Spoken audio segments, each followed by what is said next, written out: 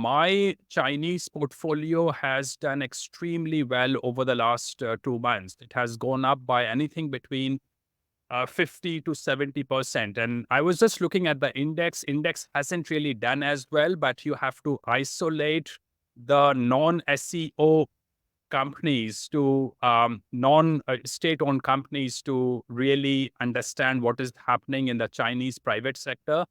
I think the private sector companies in China have already started doing well.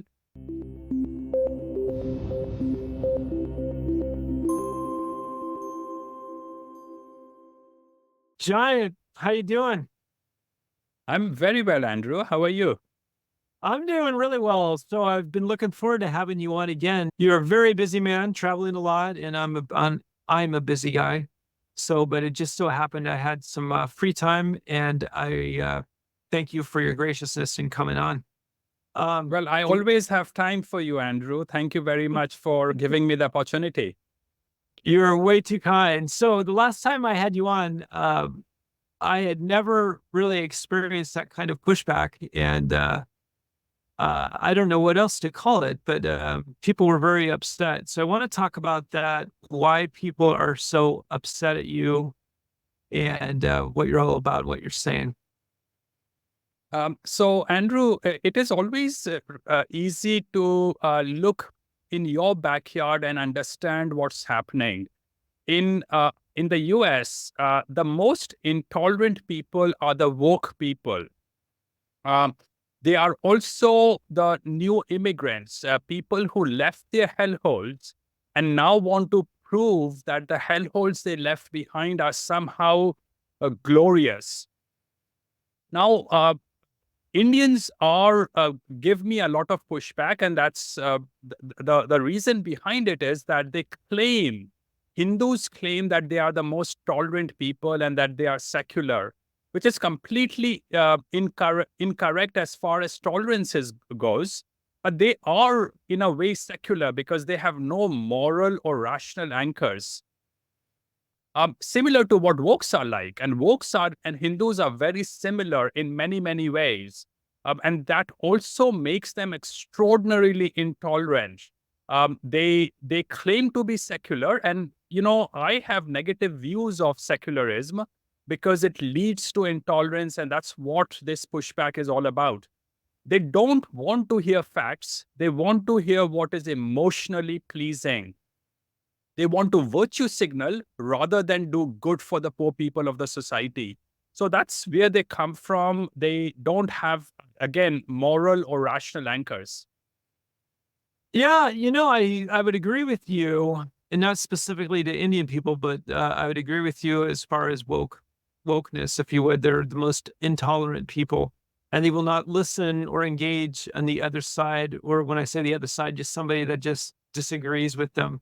But let's work that out, if you would, a little bit more. And I just want all the viewers to know that I track all of this, that all of the thumbs up or thumbs down and all of the comments, and overwhelmingly, so you would just so you know, there was positive feedback and positive acceptance from people from India. The way you said, the vast majority of the pushback were people from here living in North America, which I thought was quite interesting. Now, what I when I originally had you on, you had a perspective on hard assets that I found that I share with you, but also I wanted to get to know more about investing in around the world. And you are a man that's lives and travels all over the world. And where I left it with you is that you would like to, or you're very bullish on Southeast Asia and Japan, if you would, and not so much, well, not at all India. But let's really, in China, you're very bullish on China. Talk about that. And has your views changed at all on where you would put money and invest? Let me correct a couple of things here. I am not all that bullish on Southeast Asia. Southeast Asia, to me, mostly means countries like Malaysia, Philippines, and Indonesia. I'm ambivalent about them, and I do see that fanaticism is increasing in both Indonesia and particularly in Malaysia. So, people who have a very glorified image of Malaysia should take a step back and get a better perspective on what's happening in Malaysia. Now, what I'm bullish on extraordinarily is East Asia, which let me define what in my mind is East Asia. This is basically Chinese, Korean, and Japanese countries, which also includes Taiwan, Hong Kong, and Singapore.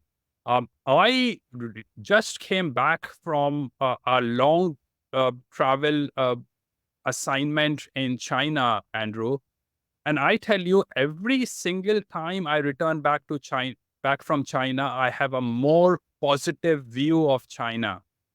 Um, Also, because when I say nice things about China, even to my good friends, they start rolling their eyes because the Western media has propagandized so much negative things to do with China that they don't want to accept anything. They want to make up stories that make them believe that going to China is very risky.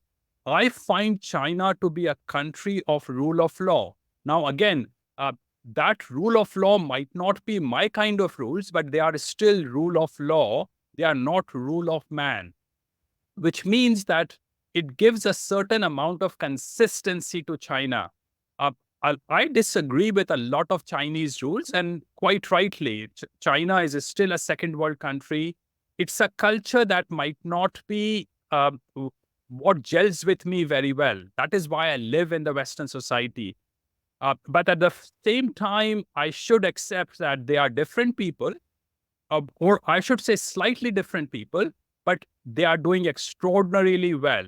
So I'm very, very bullish on East Asia, particularly on China, because it continues to grow. And I really, really like the positive cultural changes happening in China.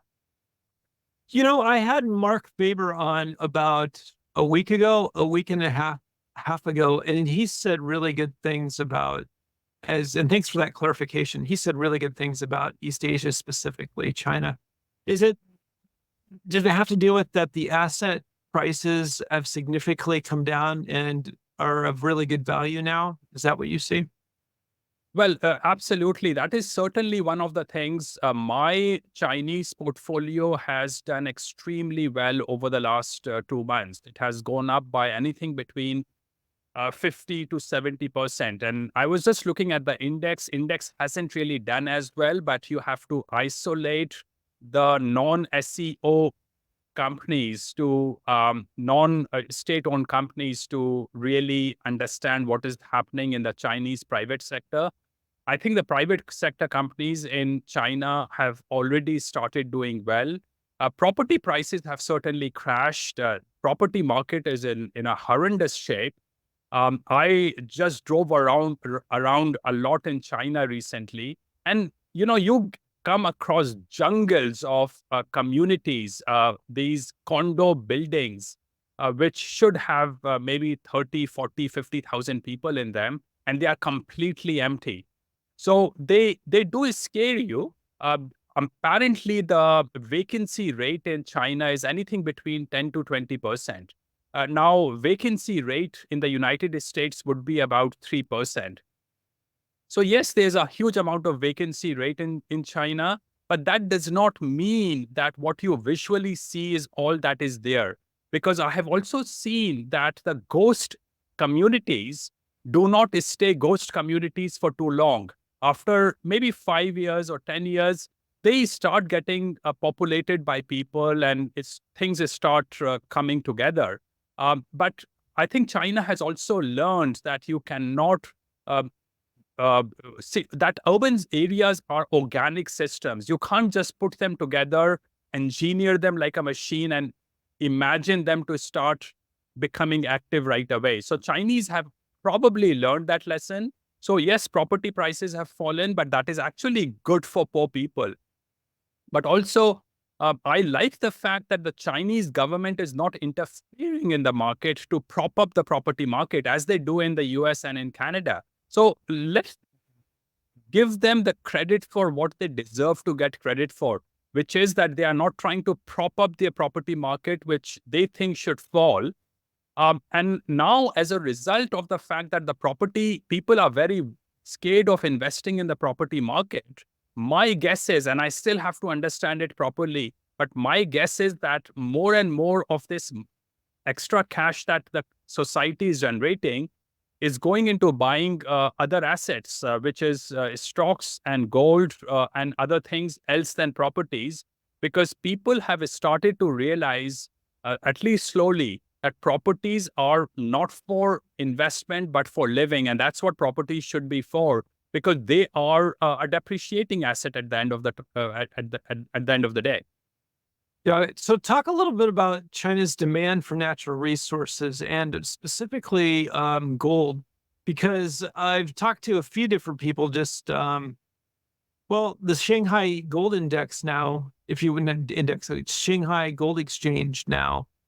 Um, from what I understand, that's where people or the private citizens are starting to buy gold in China, are starting to buy gold there as opposed to putting their money in property. And things like Bitcoin or cryptocurrency, I believe, are illegal. So talk to me about that. Yeah. What's what's your view on natural resources and gold in China? Well, so also remember that China does have an economic problem. Young people are finding it difficult to get jobs. A lot of young people are unemployed. But this is not necessarily because the economy is in a bad shape. This has more to do with skills mismatch. People went to the university and did something that does not provide services to the companies. So there's a mismatch of skills between what people have and what companies want. But at the same time, there is an economic problem in China. Now, in economics, when we study Economics 101, we study something called overheating. But people want to ignore that concept when it comes to China. China has been growing consistently for the last 3 decades, more than 3 decades, actually.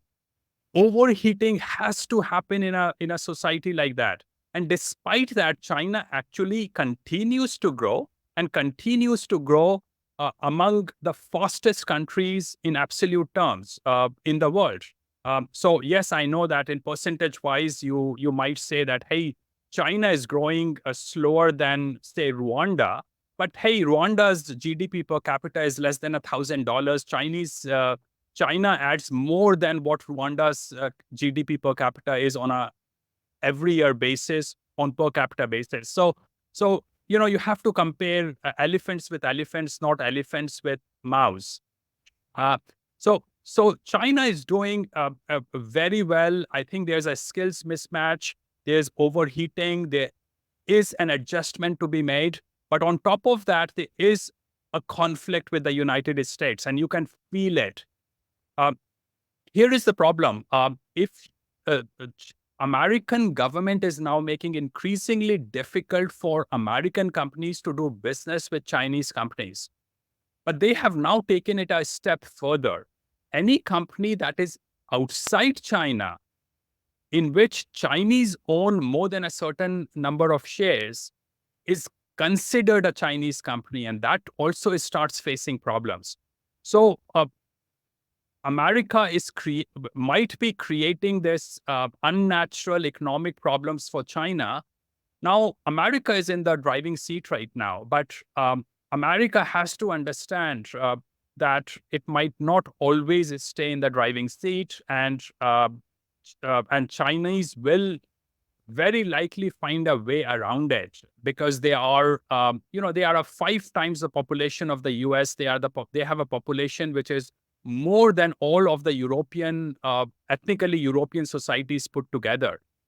So don't assume China to be a small country. China is also militarily a very strong country now.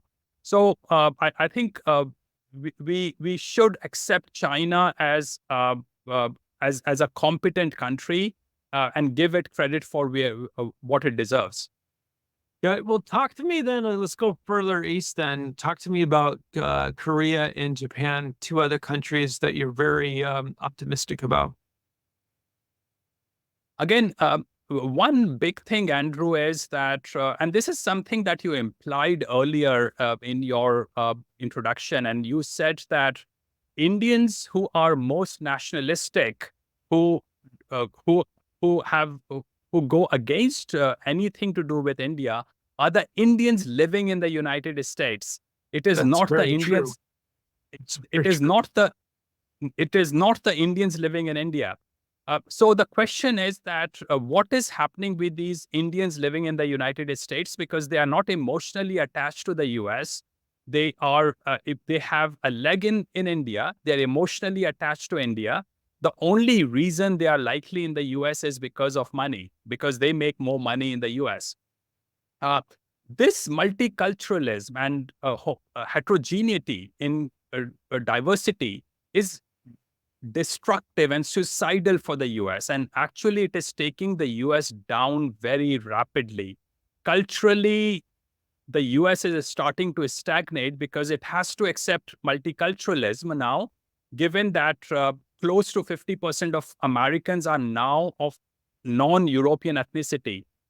Now, this makes me extremely optimistic about East Asia. Koreans and Japanese continue to be homogeneous countries.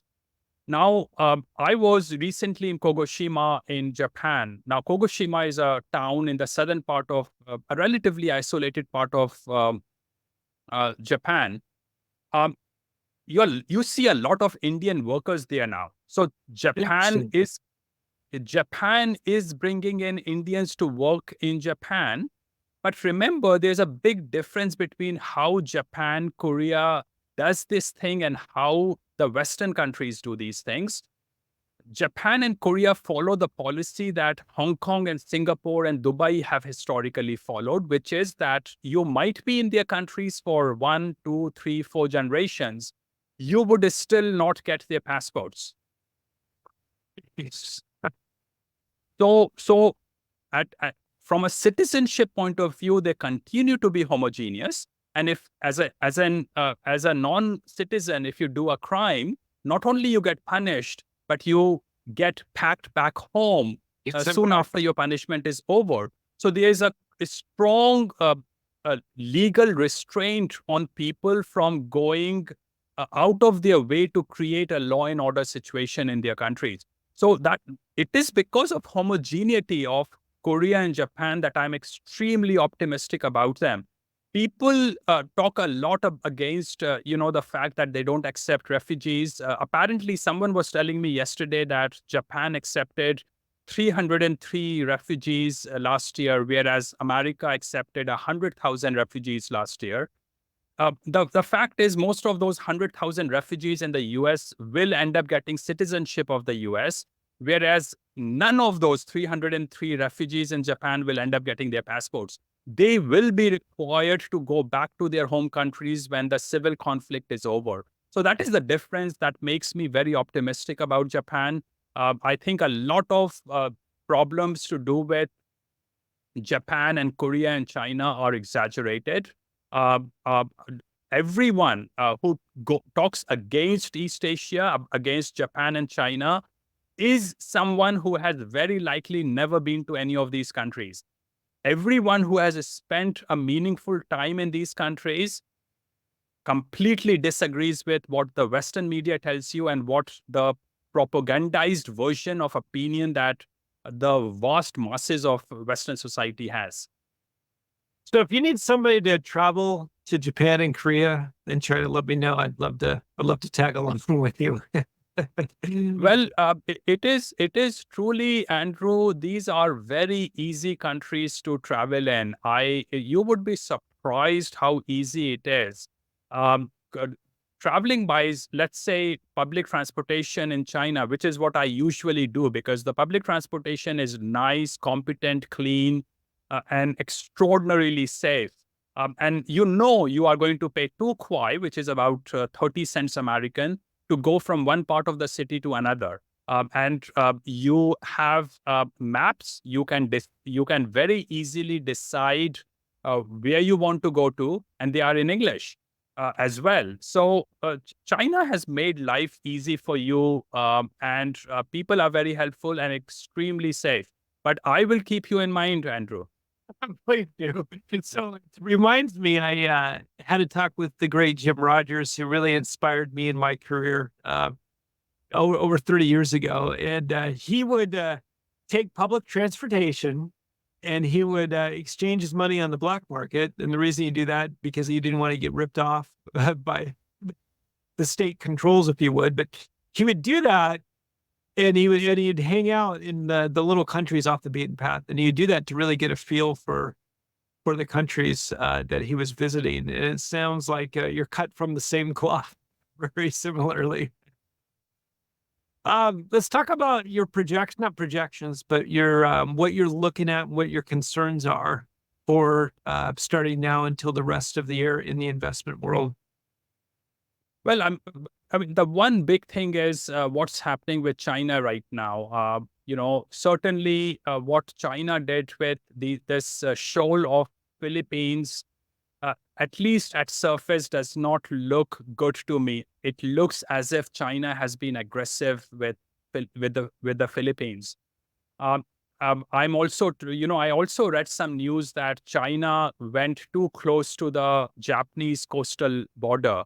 So is China becoming aggressive? I don't know. And I hope a war does not break out between China and the US. And I'm not going to take sides on this because I don't know the full details. I don't have the granular understanding of what is happening on the ground. So I'm not going to take sides on this issue. Emotionally, I'm always on the side of the US whenever there's another party involved on the other side. But we might be provoking China into a war. We should not be agitating the US. US should not be agitating Taiwanese for freedom.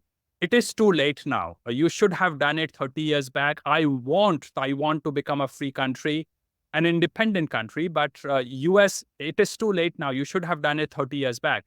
I hope, this is really the biggest unsolved part of the puzzle. Is there going to be a conflict between the US and China? Because that can completely change everything. My understanding from knowing Chinese, Andrew, and this is again in conflict with the perception of most people, is that Chinese go a long, long way to avoid conflicts. They are patient, they are tolerant, and if you shout at them, they want to pull back rather than fight back. This is the Chinese and the Japanese and the Korean approach. And this is very contradictory to the perception a lot of people have. China has also not been an aggressive country in the scheme of things. Look at they haven't really tried to take over borders of other countries. Look at their borders with Afghanistan, Pakistan, Russia.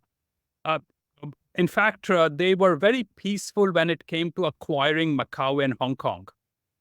So, in my view, China has been a non-aggressive country. It is an inward-looking country. Historically, it has been an inward-looking country, which means that it does not want to expand its borders. It actually does not want to dilute its homogeneity by bringing in more people. So, if at all, my guess is that if at all it wants to, it lays claims on some parts of India, it is more to do with humiliating Modi rather than to actually bring in Indians in as Chinese citizens. So I think people should really have a more patient understanding of what China stands for. But I really hope a war does not break out between China and the US, because the US bureaucrats certainly see China as competitors in the global theater. Got it. So if I could paraphrase, you're really just still very optimistic and bullish on East Asia. And then what the biggest thing that you're concerned about as we go into the end of the year's war. And it's interesting, war specifically with China. And it's interesting, I was just had an interview earlier today with Bob Moriarty of 321 Gold. And he he didn't say the exact same as you, but he's sounded very similar. He is the number one story or the thing to watch for is war. And, we just have to all pray that we're not going to have war. And the big wild card that he said was the war with China and Taiwan that could suck us in or will suck us in. And that is definitely a wild card. Giant, any other final thoughts before I let you go for another 3 months? Andrew, I have some friends in the US Army, and they tell me that a lot of training these days in the US Army has to do with LGBTQ and woke stuff. That is actually crippling American capacity to fight a war. You really, Andrew, this is not about sexism or homophobia, but women in general don't belong to the army. On average, and a woman cannot fight with a male competition. So all this LGBTQ indoctrination is crippling the American army, but it's also crippling the American meritocracy. America has been a meritocratic country, but it is rapidly becoming a diversity, multicultural oriented country, which will basically destroy it. And I think it is now baked in the cake. In the next 10 years or so, America will fall apart because of these crazy things. And that is why I think the sane people in America should actually start shaking hands with Chinese and Japanese, because that's now where the future lies. On that note, I was reading an article just the other day where they're actually proposing a draft and women would be drafted along with men. And I just think that's crazy. That is crazy to me. And I have 3 daughters. So go figure. Well, I'm sure there are very competent, physically strong women, but an average woman is cannot beat an average man. It's just as simple as that. And also because of biological reasons. Women go through their menstrual cycle for a few days every month. It restrains them from being able to be at the front, for example. So it's just not the job for women, and I think it's the right thing to do, which is to keep women away from these kind of jobs. But that does not mean you just keep them away. The competent ones can certainly come in, but it has to be based on meritocracy, which means that you should be able to fight with men as equals, rather than because there's a quota allotted to women. That I'm only against quotas. I'm all for meritocracy. If a woman is strong enough and can beat me to the ground, then so it be. Bring her on. Yeah. Got it. Well, Jayant, people want to read more about you or follow you. How do they do that? I have a website, jayantpandari.com. Most things I do is go on that website. Got it. I will put a link to that as well as your Twitter handle in the show notes below this interview. Jayant, it's always a pleasure. I always enjoy talking to you. It's very stimulating, to say the least. I agree with. I catch myself agreeing with. I don't want to say everything, but it probably is everything that you said. And like I said, you'd be at the top of the list of people I'd want to travel through East Asia with. So I want to maybe someday our paths will cross out on the road. Sounds great. Thanks very much, Andrew. Thank you. Appreciate your time.